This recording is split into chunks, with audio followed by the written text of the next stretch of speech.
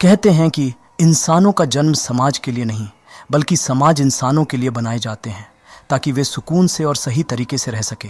फिर उन्हें कुछ प्रथाएं बनाएं ताकि वे लोग एक दूसरे से जुड़ सके और आपसी भाईचारे से रह सके। लेकिन क्या हो अगर यही समाज के नियम और प्रथाएं औरतों पर अत्याचार करने लगे? ऐसा ही कुछ इस फिल्म में हुआ। हेलो दोस्तों, ऑक्टीफॉक्स हॉरर मूवी टाइम पेश कर रहे हैं छोरी 2। ये कहानी है तो छोरी 1 का सीक्वल, लेकिन इसमें हमारे समाज के उस छुपे दरिंदेपन और वहशीपन को दिखाया गया है जो शायद आज भी धरती के कहीं किसी कोने में अपनाया जा रहा है। कहते हैं कि औरत वो शक्ति है जो अगर एक नए जीवन को जन्म दे सकती है तो एक नए युग और एक नए समाज का भी निर्माण कर सकती है, जिसकी झलक हमें इस फिल्म में देखने को मिली है। ये फिल्म हाल ही में रिलीज़ हुई है तो इसमें भर भर कर स्पॉयलर्स होंगे। अगर आपने उसे अभी तक नहीं देखा तो पहले उसे अमेज़ॉन प्राइम पर जाकर देख लीजिए। इस फिल्म के कुछ इंपॉर्टेंट पॉइंट्स मैं आपको बीच बीच में बताता रहूँगा, इसलिए इस एक्सप्लेनेशन को आप ध्यान से सुनिएगा। और जैसा कि आपको पता है दोस्तों, जिन्होंने हमें सब्सक्राइब कर लिया है उनके लिए ढेर सारा प्यार, और जिन्होंने अभी तक हमें सब्सक्राइब नहीं किया वे लोग जल्दी से सब्सक्राइब कर लीजिए और चलिए हमारे साथ जहां डर का बसेरा है। तो चलिए दोस्तों, बिना देरी किए सीधे चलते हैं मूवी एक्सप्लेनेशन की तरफ।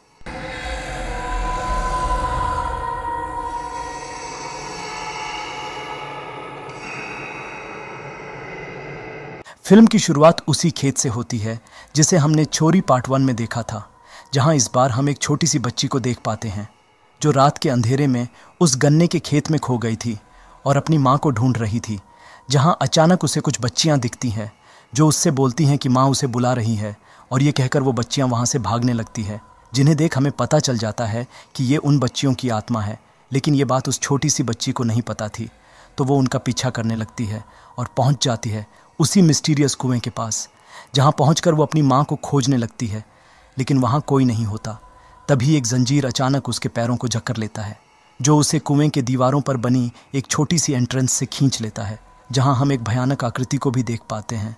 और उस बच्ची की चीख के साथ ये सीन यहीं कट हो जाती है, जिसके बाद कहानी शिफ्ट होती है शहर की तरफ, जहां हम साक्षी को देख पाते हैं जो एक स्कूल टीचर है और बच्चों को आदि मानव के बारे में बता रही होती है कि पहले वे लोग अलग अलग रहते थे, फिर उन लोगों ने एक साथ रहना शुरू कर दिया, जहां से शुरू हुई एक समुदाय की, एक समाज की, जिससे उनकी ताकत बढ़ गई, जिससे वे लोग जानवरों और दूसरे आदि मानव से खुद की रक्षा बेहतर तरीके से करने लगे और शिकार करना उनके लिए और भी आसान हो गया। जिसके बाद उन्होंने कुछ नियम बनाए जिसे उस समुदाय में रहने वाले सभी लोगों को मानना पड़ती थी, और उन लोगों ने अपना एक मुखिया भी चुना जो आगे चलकर नए कानून बनाने लगे। ये बातें काफ़ी हद तक इस फिल्म की कहानी पर भी लागू होती हैं, जो हमें बाद में पता चलेगा। तो क्लास के दौरान एक पियोन आके साक्षी को बताता है कि प्रिंसिपल सर उसे बुला रहे हैं, जहां उनकी बातों से हमें पता चलता है कि साक्षी की बेटी ईशानी को एक खास तरह की बीमारी है जिसमें धूप की रोशनी से उसकी त्वचा जलने लगती है, जिसे हम सनबर्न डिजीज भी कहते हैं। इसलिए साक्षी ने अपनी बेटी ईशानी को घर से ही स्कूल करने के लिए एप्लीकेशन दी थी, मतलब जिसे हम ऑनलाइन क्लासेस कहते हैं। लेकिन प्रिंसिपल सर ये कहते हुए उसे रिजेक्ट कर देते हैं कि अगर उन्होंने एक बच्चे को परमिशन दे दिया तो बाकी के पेरेंट्स भी कोई ना कोई बहाना बनाकर अपने बच्चों को घर से ही स्कूल कराने के लिए एप्लीकेशन देने लगेंगे, जिसे सुन साक्षी और कुछ नहीं कह पाती। दूसरे सीन में हमें साक्षी की बेटी ईशानी को दिखाया जाता है, जिसके कमरे में हम हर खिड़की पर मोटे पर्दे लगे हुए देख पाते हैं, जो दिन के वक्त सूरज की रोशनी को कमरे के अंदर आने से रोकने के लिए लगाए गए थे, और इसीलिए ईशानी के घर का नाम रात्रि रखा गया था। वहाँ हम रानी को भी देख पाते हैं जो साक्षी के साथ उस नर्क से निकल आई थी, और हम रानी को बोलने और लिखने की कोशिश करते हुए देख पाते हैं। शाम के वक्त साक्षी ईशानी के लिए सूप ले आती है जो उसके इम्यून सिस्टम को स्ट्रॉन्ग करने के लिए ज़रूरी था, लेकिन ईशानी को सूप पीना पसंद नहीं था। तो हर दिन जब भी ईशानी को सूप पिलाना होता था तब साक्षी को उसे एक नई कहानी सुनानी पड़ती थी। दूसरे दिन हम साक्षी को देख पाते हैं जो ईशानी को पूरी प्रोटेक्शन के साथ स्कूल ले जाती है, जिसकी कंडीशन को देख प्रिंसिपल सर को हैरानी तो ज़रूर होती है, लेकिन साथ ही उन्हें ईशानी को स्कूल में देख खुशी भी होती है। ईशानी भी बहुत जल्द बाकी बच्चों से घुल मिल जाती है। शाम को हम वहाँ इंस्पेक्टर समर को देख पाते हैं, जिसके साथ ही हमें कुछ बातों का भी पता चलता है। असल में ये घर समर का ही है जहाँ साक्षी लोग रह रहे हैं। छोरी मूवी के पार्ट 1 में जब रानी ने भानु, कजला और राजवीर को मार के साक्षी के साथ उस गांव से भाग गई थी, तब वे दोनों वहां से सीधे पुलिस स्टेशन अपने जुर्म को कन्फेस करने गए थे। उस वक्त इंस्पेक्टर समर की पोस्टिंग वहीं थी, लेकिन सरप्राइजिंगली उस वक्त उन्हें उन तीनों की मतलब भानो, कजला और राजवीर की लाश वहां नहीं मिली थी। इसीलिए उस वक्त रानी और साक्षी को पुलिस ने गिरफ्तार नहीं किया था। उस वक्त साक्षी प्रेग्नेंट थी और उसका रहने का कोई ठिकाना नहीं था, क्योंकि शहर में वो अपने पति राजवीर के साथ एक किराए के फ्लैट में रहती थी, जिसे उन लोगों ने छोड़ दिया था। इंस्पेक्टर समर दिल का साफ और भला इंसान था, जिस कारण साक्षी की ऐसी हालत को देख वो उन्हें अपने घर ले आया, जो उसके पेरेंट्स के देहांत के बाद खाली रहता था, और वो खुद पुलिस क्वार्टर्स में रहता था। समर ने उनकी पूरी जिम्मेदारी ले ली थी, यहाँ तक कि ईशानी के स्कूल में उसके पिता की जगह उसने अपना नाम लिखवाया था, और समर ने ही साक्षी का उसी स्कूल में नौकरी लगवा दिया था ताकि वो अपने पैरों पर खड़ी हो सके।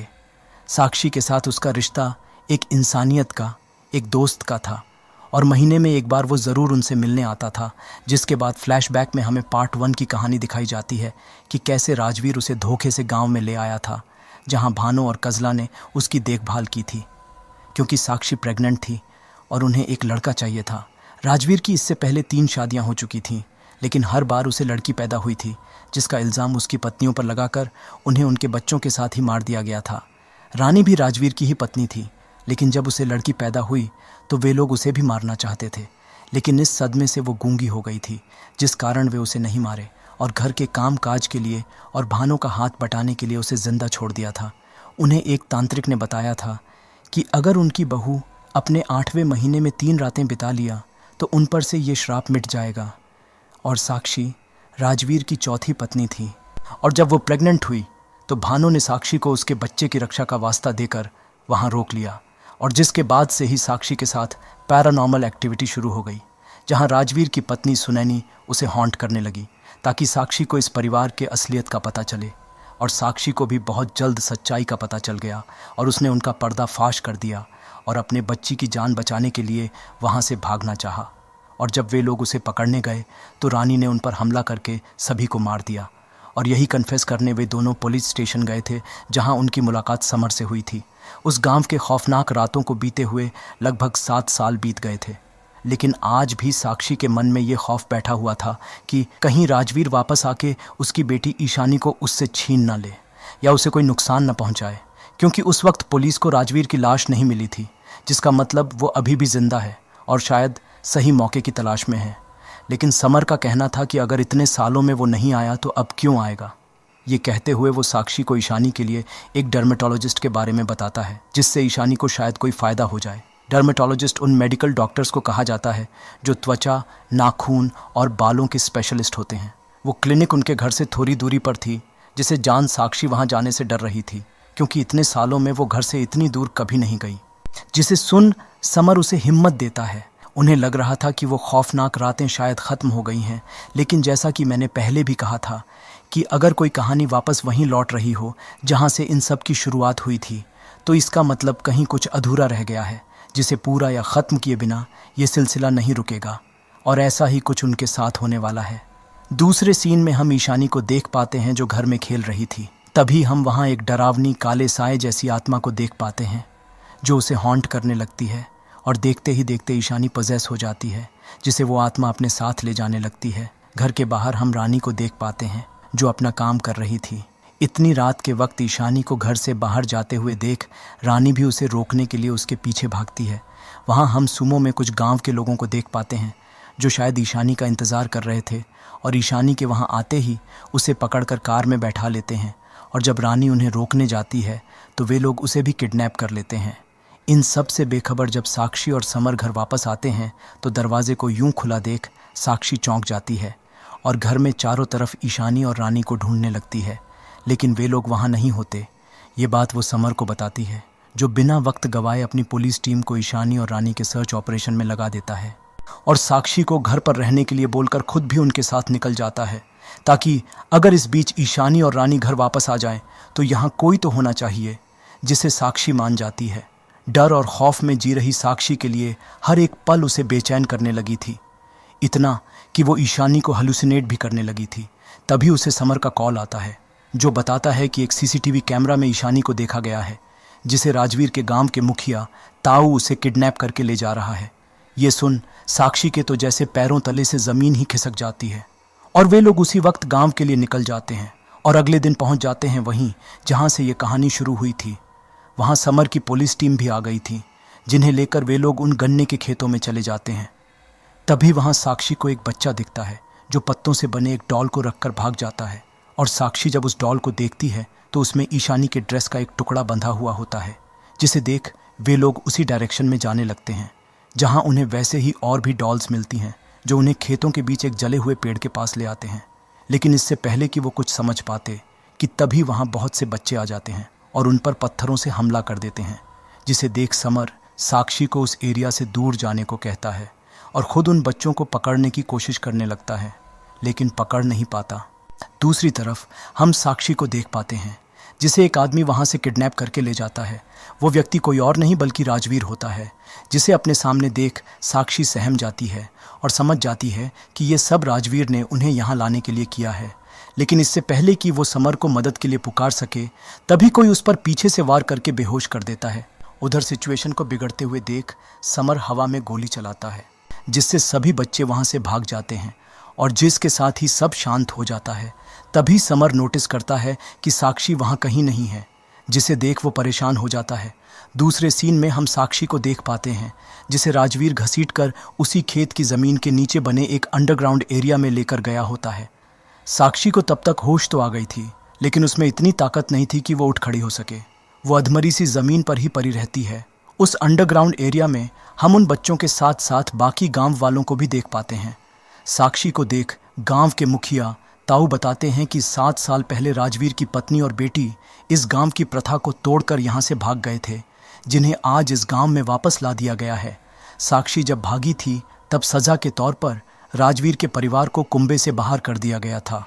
राजवीर बोलता है कि अब जब साक्षी और उसकी बेटी वापस आ गई है तो उसे माफ़ करके वापस कुंबे में ले लिया जाए, जिस पर ताऊ बोलते हैं कि इसका फैसला तो प्रधान ही करेंगे। और ये कहते हुए ताऊ वहाँ काले लिबास में बैठी एक औरत को प्रधान से पूछने के लिए बोलते हैं। वो औरत असल में प्रधान की पत्नी होती है, जिसे उनकी दासी कहा जाता है।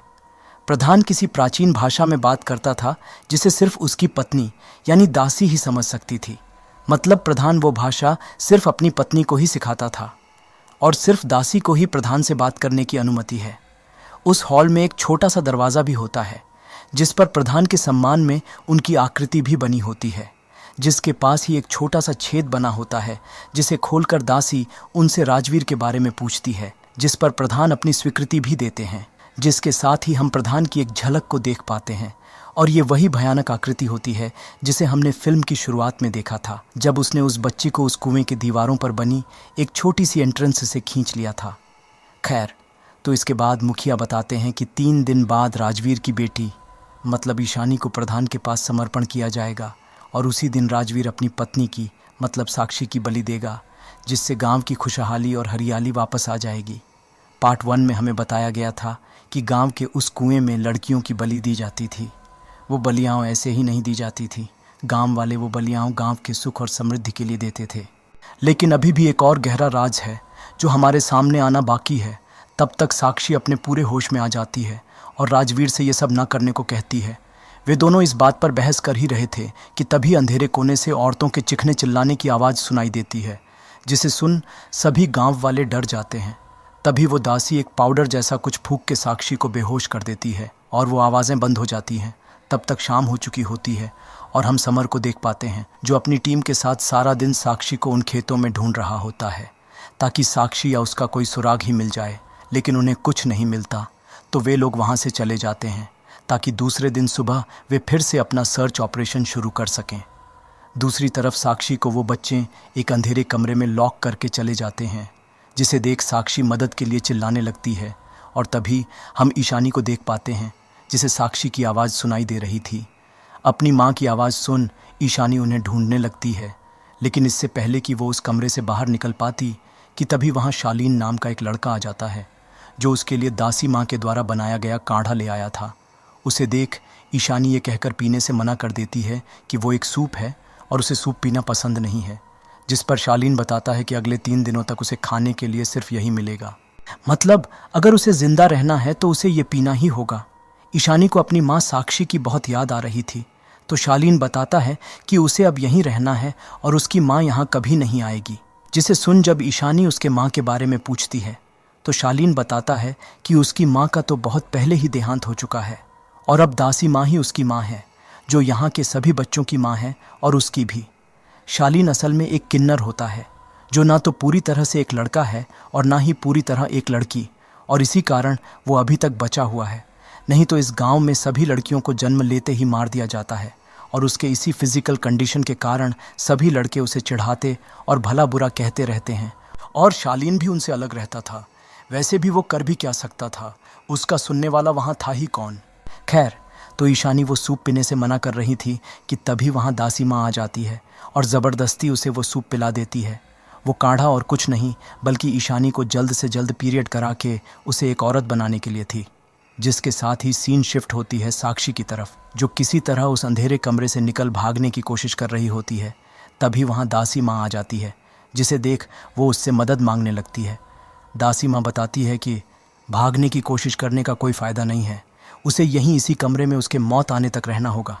और उसकी बेटी ईशानी बीमार नहीं है, बल्कि उसमें एक शक्ति है जिस कारण उसे बलिदान के लिए चुना गया है। बलिदान की बात को सुन साक्षी के तो जैसे होश ही उड़ जाते हैं और वो दासी माँ से उन्हें छोड़ देने की गुहार लगाने लगती है। लेकिन साक्षी के चीख पुकार से दासी माँ गुस्सा हो जाती है और उसके सामने अपने भयानक रूप में आ जाती है। और ये वही रूप होता है जिसे हमने साक्षी के घर में देखा था, जिसका मतलब वो दासी माँ ही थी जिसने ईशानी को पजेस कर घर के बाहर ले आई थी, जहाँ से ताऊ ने उसे किडनैप कर लिया था। उसके इस रूप को देख साक्षी के तो जैसे पैरों तले से ज़मीन ही खिसक जाती है।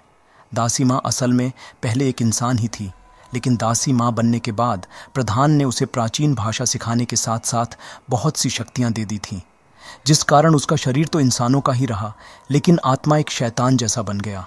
खैर, तो इसके साथ ही ये सीन यहीं कट हो जाती है। दूसरी तरफ हम राजवीर और ताऊ को खेतों में देख पाते हैं, जहाँ राजवीर बताता है कि वो साक्षी को मार के अपने माता पिता के मौत का बदला लेना चाहता है।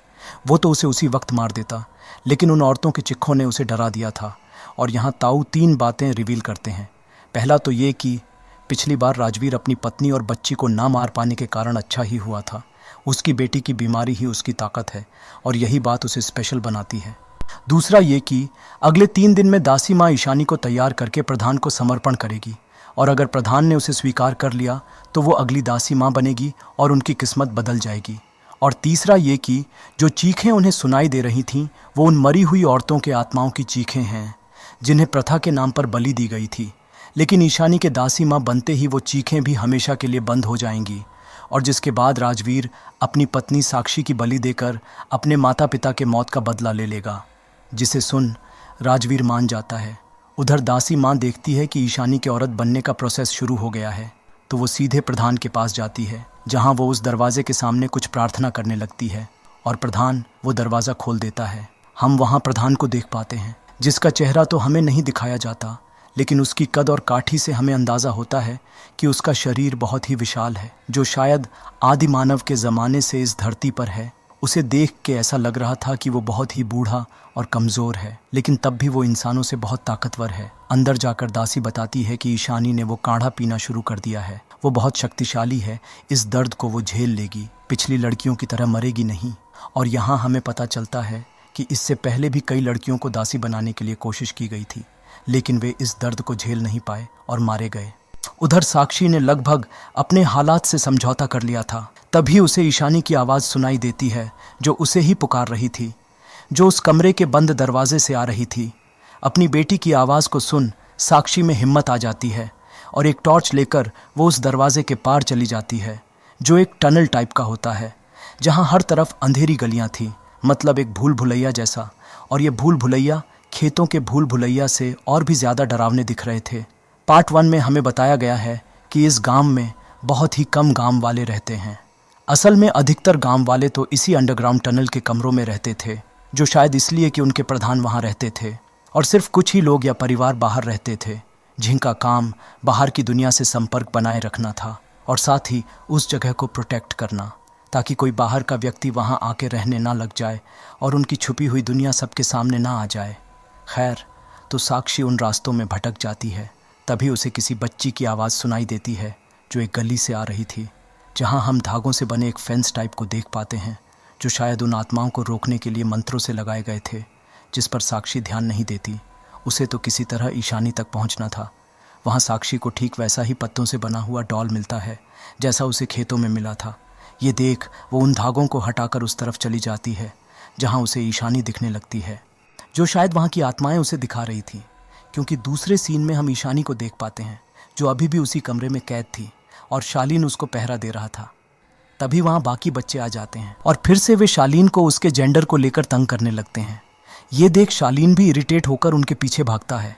दरवाजे को खुला देख ईशानी भी बाहर भाग जाती है, जहां उसे वही 3 बच्चियां दिखती हैं जिन्हें हमने फिल्म की शुरुआत में देखा था, जो उससे वही कहती हैं कि माँ बुला रही है।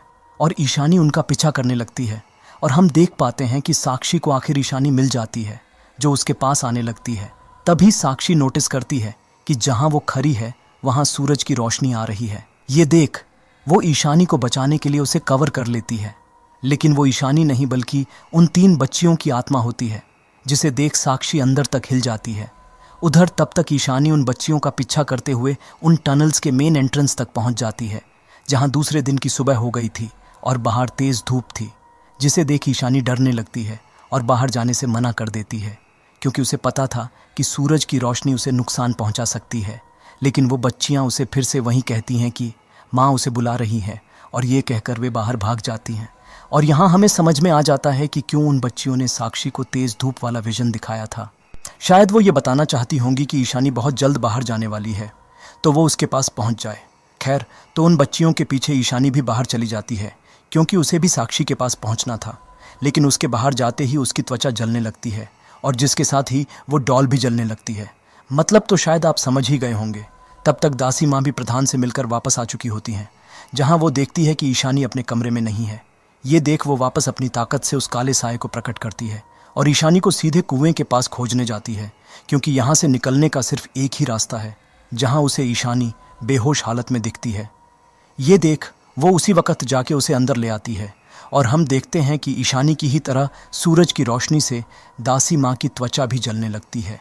मतलब उन दोनों की एक जैसी मेडिकल कंडीशन है। उधर साक्षी को समझ में आ गया था कि वो खो गई है। तभी उसे एक अंधेरे सुरंग से औरतों के चिल्लाने की आवाज़ सुनाई देती है, जिसे सुन साक्षी उस तरफ चली जाती है, जिसके साथ ही सीन शिफ्ट होती है दासी माँ की तरफ, जो खुद के और ईशानी के घाव पर मरहम लगा रही होती है। ईशानी की खबर सुन ताऊ वहाँ आ जाता है और उनकी बातों से हमें पता चलता है कि इससे पहले 3 लड़कियों को यहाँ लाया गया था, जिन्हें भी ईशानी की ही तरह मेडिकल कंडीशन थी, लेकिन वे इस सब को झेल नहीं पाई और मारी गई। जिस पर दासी माँ का कहना था कि वो तीनों लड़कियाँ इस गांव की नहीं थीं, मतलब उनमें इस गांव का खून नहीं था, लेकिन ईशानी के रगों में इसी गांव का खून है और वो बहुत ताकतवर भी है, वो ज़रूर बच जाएगी। और यहाँ हमें पता चलता है कि जिन 3 बच्चियों की आत्माओं को हम अभी तक देख पा रहे थे, वे इन्हीं 3 बच्चियों की थीं, जिन्हें ताऊ ने बाहर से किडनैप करके लाया था। असल में वे लोग ये सब इसलिए कर रहे थे क्योंकि प्रधान बीमार था और ऐसी ही किसी खास लड़की की मदद से वो ठीक हो सकते हैं, जो शायद प्रधान ने ही कहा होगा। ताऊ का कहना था कि प्रधान बहुत ज्यादा बीमार है, जिस कारण गांव में चारों तरफ सूखा पड़ा हुआ है, और अगर इस बार कुछ भी गलत हुआ और ईशानी मारी गई तो प्रधान के कहर से पूरा गांव ही भस्म हो जाएगा और कोई भी नहीं बचेगा। जिस पर दासी माँ कहती हैं कि ऐसा कुछ भी नहीं होगा, ईशानी में वो शक्ति है जिससे प्रधान को ठीक किया जा सकता है और वो ईशानी को समर्पण के लिए तैयार कर लेगी।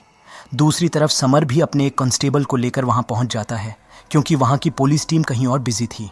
समर बोलता है कि वो अकेले ही खेतों के अंदर जा रहा है और अगर दूसरे दिन के सुबह तक वो वापस नहीं आया तो वो पुलिस को इन्फॉर्म कर दे, और ये कहकर वो अकेला ही अंदर चला जाता है, जहां वो इस बार उस कुएं तक पहुंच ही जाता है, जिसे देख वो अपनी टीम को वॉइस मैसेज भेजने लगता है ताकि उन्हें पता चले कि यहाँ क्या हो रहा है। और जब वो उसके अंदर जाता है तो उन टनल्स के जाल को देख हैरान हो जाता है। दूसरी तरफ ईशानी को होश आ गया था, और जब दासी माँ उसे काढ़ा पीने के लिए बोलती है तो वो कहती है कि कहानी सुने बिना वो सूप नहीं पी पाती।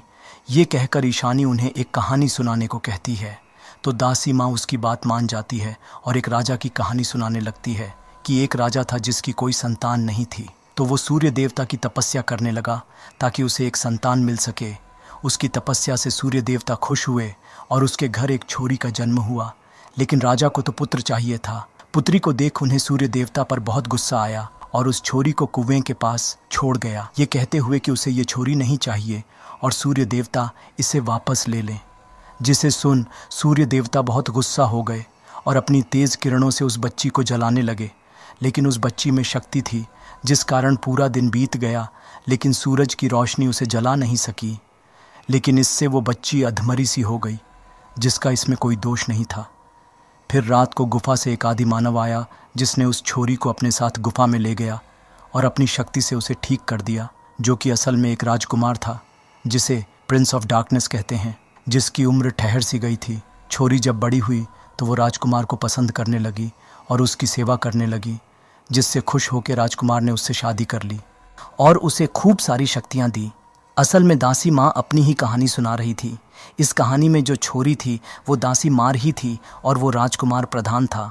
लेकिन इस कहानी में कितनी सच्चाई थी ये बताना मुश्किल था, क्योंकि जब दासी माँ यहाँ आई थी तब वो छोटी थी और उस वक्त उसे जो भी सच्ची या झूठी कहानी सुनाई जाएगी वही उसके लिए सच होगी। खैर, तो ये कहानी सुन ईशानी बहुत खुश होती है और पूछती है कि क्या उस राजकुमार ने छोरी को पंख भी दिए थे, जिस पर दासी माँ कहती है कि हाँ, उसने छोरी को पंख भी दिए थे। लेकिन आजकल वो राजकुमार मतलब प्रधान की तबीयत खराब रहती है, जिस कारण ईशानी को उनके पास भेजा जाएगा। और अगर ईशानी ने भी राजकुमार की मतलब प्रधान की खूब सेवा की तो वे खुश होकर उसे भी शक्तियाँ और पंख देंगे। जिसे सुन ईशानी बहुत खुश हो जाती है और वो सूप पी लेती है। दूसरी तरफ हम साक्षी को देख पाते हैं, जो तब तक उस अंधेरी गली से होकर एक कमरे तक पहुंच गई थी, जहां उसे बहुत सी औरतें दिखती हैं, जिन्हें शायद वहां कैद करके रखा गया था, जो उसे देख मदद की गुहार लगाने लगती है। ये देख साक्षी उन सभी को वहां से बाहर ले जाने लगती है, लेकिन ये सभी उन औरतों की आत्माएं होती हैं, जिन्हें इसी कमरे में मारा गया था और अब उनकी आत्मा इसी कमरे में कैद होकर रह गई हैं। और वो चीखें इन्हीं आत्माओं की थी, जिसे सुन सभी गांव वाले डर रहे थे। साक्षी को वहां उन सभी औरतों के मौत की झलकियां दिखती हैं, जहां उन्हें एक एक करके बेरहमी से मार दिया गया था, किसी को फांसी लगा के तो किसी को जला के। ऐसी दरिंदगी को देख साक्षी की तो रूह तक कांप जाती है और उसे उन औरतों के लिए बहुत दुख होता है।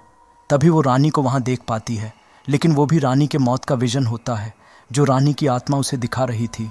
साक्षी देखती है कि रानी को इसी कमरे में कैद करके रखा गया था, जहां राजवीर आके उसे मार देता है और उस कमरे के एक सुरंग से उसकी लाश को फेंक देता है, जहां से उन औरतों के लाशों को भी फेंका गया होगा। जहां एक तरफ साक्षी को उन औरतों के विजन्स दिख रहे थे, वहीं दूसरी तरफ ईशानी को मेंस्ट्रुअल क्रैम्प्स आने शुरू हो गए थे, जिसे देख दासी माँ बहुत खुश हो जाती है, क्योंकि ईशानी अब एक औरत बनने के कगार पर थी। साक्षी उस कमरे से निकलने की कोशिश ही कर रही थी कि तभी वहां राजवीर आ जाता है, जो उसे ही ढूंढ रहा था, जिसके साथ दासी माँ भी वहां आ जाती है और साक्षी को बताती है कि ईशानी अब बड़ी हो गई है, मतलब एक औरत बन गई है, क्योंकि उसने सफलतापूर्वक उसका पहला पीरियड करवा दिया है। जिसे सुन साक्षी के तो होश ही उड़ जाते हैं, क्योंकि ईशानी तो सिर्फ 7 साल की बच्ची है और इससे उसकी जान भी जा सकती है। ये कहकर वो राजवीर से उसकी बेटी को बचाने की गुहार लगाने लगती है, लेकिन राजवीर तो एक दरिंदा था, उसे इन सब की कोई परवाह नहीं थी। उसके लिए तो उसकी पत्नी और बेटी सिर्फ एक सैक्रिफाइस के सामान थे। दासी माँ के जाने के बाद राजवीर उसे चाबुक से मार मार के अपनी भरास निकाल लेता है और उसे अधमरा करके वहाँ से चला जाता है। दूसरी तरफ हम दासी माँ को देख पाते हैं, जो ईशानी के फर्स्ट पीरियड के खून को ले जाके प्रधान को ऑफ़र करती है और प्रधान उसे अपनी मंजूरी दे देता है, जिसे सुन सभी गांव वाले बहुत खुश होते हैं। आज ईशानी का यहाँ तीसरा दिन था, तो ताऊ बताता है कि आज आधी रात से पहले ही ईशानी का समर्पण होगा और राजवीर अपनी पत्नी की बलि देकर वापस कुंभे में शामिल हो जाएगा और सब कुछ ठीक हो जाएगा। और देखते ही देखते तीसरे दिन की सुबह हो जाती है और सभी उस रिचुअल की तैयारी में लग जाते हैं। उधर हमें साक्षी को दिखाया जाता है, जिसे तब तक होश आ चुका होता है। वो देखती है कि उस सुरंग से रोशनी आ रही है, जहाँ से उन औरतों की लाशों को फेंका गया था। उस रोशनी को देख साक्षी समझ जाती है कि वहाँ से बाहर निकला जा सकता है, लेकिन उसमें इतनी ताकत नहीं थी कि खड़ी हो सके, तो वो रेंगते हुए उस सुरंग से बाहर निकल जाती है और सीधे उस सूखे कुएं के ऊपर गिर जाती है। लेकिन वो कुआं सूखा नहीं था, बल्कि उसके पानी पर धूल और मिट्टी से एक मोटी सी लेयर बन गई थी, जो देखते ही देखते टूट जाती है और साक्षी पानी के अंदर डूबने लगती है। पानी के अंदर उसे उन सभी औरतों के लाशें दिखती हैं जिन्हें मार दिया गया था, जिनके साथ रानी की भी लाश होती है। ये देख साक्षी घबरा के पानी से बाहर आती है। तभी वहाँ उन सभी औरतों की आत्मा पानी से बाहर आकर साक्षी को घेर लेती है, जिनके साथ रानी भी होती है, और वे सभी एक साथ साक्षी के सिर पर अपना हाथ रखती हैं, जो असल में अपनी ताकत उसे दे रही होती है। लेकिन इससे साक्षी तड़पने लगती है और ये सीन यहीं कट हो जाती है और हम पहुंच जाते हैं सीधे तीसरे दिन की रात को, मतलब तीसरी रात को, जहां ईशानी तैयार हो गई थी और उसके साथ हम शालीन को देख पाते हैं। ईशानी बहुत डर रही थी और अपनी माँ को याद कर रही थी, जिसे देख शालीन बोलता है कि वो उसे कुछ नहीं होने देगा और उसे उसकी माँ के पास ले जाएगा। और इससे पहले कि वो उसे वहाँ से ले जाता कि तभी दासी माँ वहाँ आ जाती है और ईशानी को अपने साथ ले जाती है।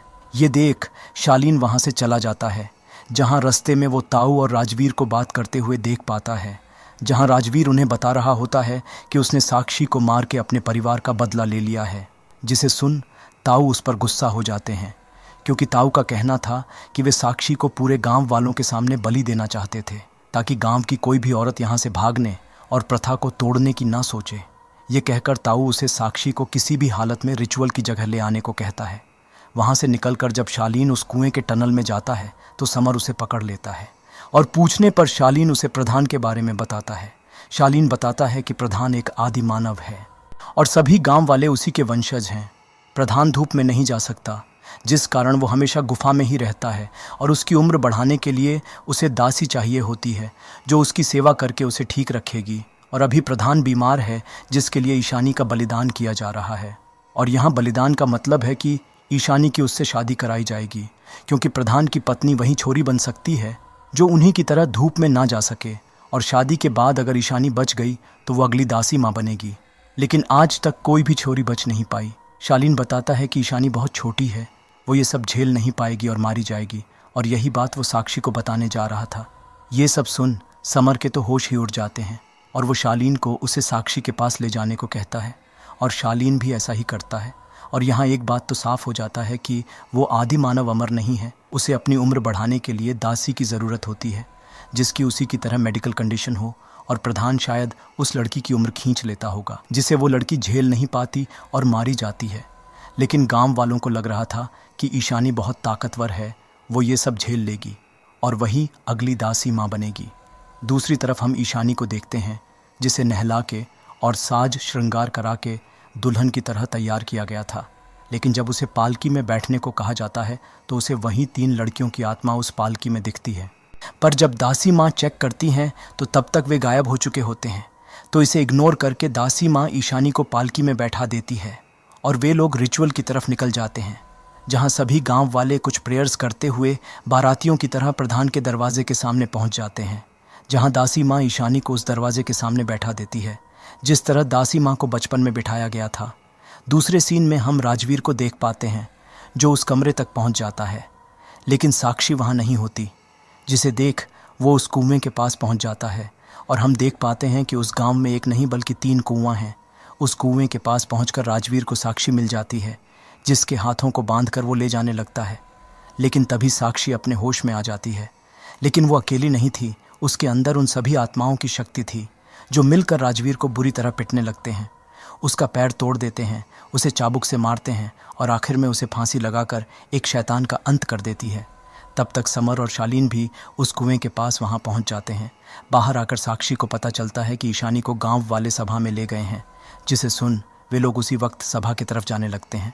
उधर गांव वालों को भी खबर मिल जाती है कि समर यहां आ गया है, जिसका मतलब बहुत जल्द पूरी पुलिस फोर्स भी यहां आ जाएगी। तो वे लोग भी समर को रोकने के लिए बाहर आ जाते हैं, जहां समर साक्षी को शालीन के साथ ईशानी को बचाने के लिए भेज देता है और खुद अकेले ही उन सभी गांव वालों से लड़ाई करने लगता है। उधर प्रधान आकर ईशानी को अपने साथ ले जाता है और तब तक साक्षी भी सभा तक पहुंच जाती है, जिसे देख दासी माँ अपने उस काले साए को भेजती है। लेकिन दासी माँ ये भूल गई थी कि उसका सामना किसी अबला नारी से नहीं बल्कि एक माँ से थी। साक्षी उस साए से नहीं डरती और आगे बढ़ती रहती है। ये देख दासी माँ खुद एक खंजर लेकर साक्षी को रोकने आती है, लेकिन साक्षी इतनी शक्तिशाली थी कि वो उसके सामने टिक नहीं पाती। दासी माँ कहती है कि वो प्रधान की दासी है और यही उसका सम्मान है, जिसे सुन साक्षी बोलती है कि दासी का मतलब सेवक होता है और एक सेवक का कोई सम्मान नहीं होता, उसकी कोई मर्जी नहीं होती। और ये कहते हुए वो दासी माँ को उठा के फेंक देती है, जिसे देख वहाँ की सभी औरतें डर के भाग जाती हैं।